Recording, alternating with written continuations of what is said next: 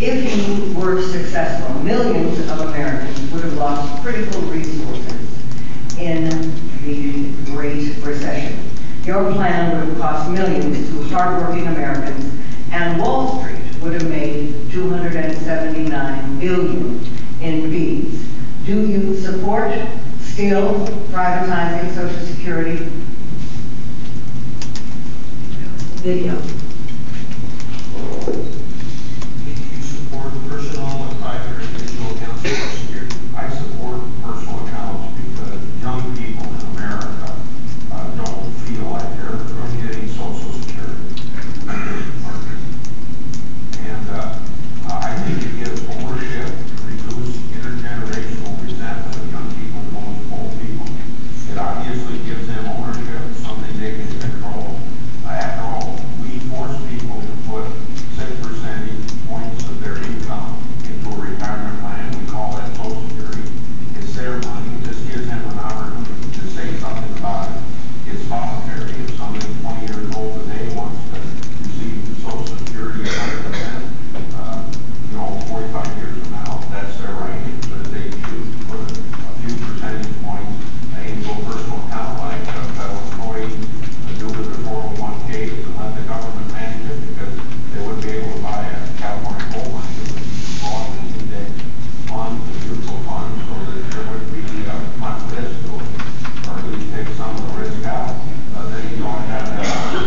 So that when people retire, and I would also have the legislation that people would have to buy an annuity out of their personal account, but they would have their Social Security, the rest of the paid in Social Security fund.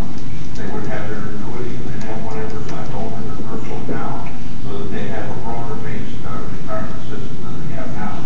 I want to do it because I think it's going to really strengthen Social Security for the long term. It's going to base Social Security upon investment. The next question. I get to. Oh, yeah, that's correct. You I really respond. want to talk about that. I really want to talk about privatizing Social Security, because I think it's probably one of the most dangerous, irresponsible things that any public official could possibly propose. Senator Grassley carried water before President Bush in 2005 in an effort to actually get this done. There are now several candidates who are running who believe we should just do away with Social Security. I would really hate for them to reach critical mass. Senator Grassley no longer talks about privatizing. He has changed the word to describe this scheme to personalize. Do not be fooled, it is exactly the same thing. And it is not a plan to save Social Security. It is a plan to dismantle. It is proposed by people who have never liked Social Security. It's the same people who have always thought that the government should not be involved in helping seniors. First of all, I say don't panic.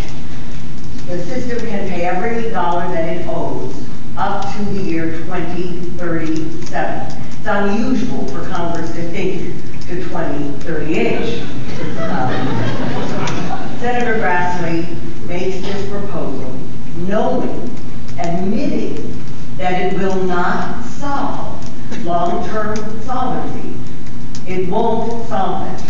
I would not permit Social Security to be reduced, benefits to be reduced, and those who suggest that we should lower the retirement age are the people who sit behind desks.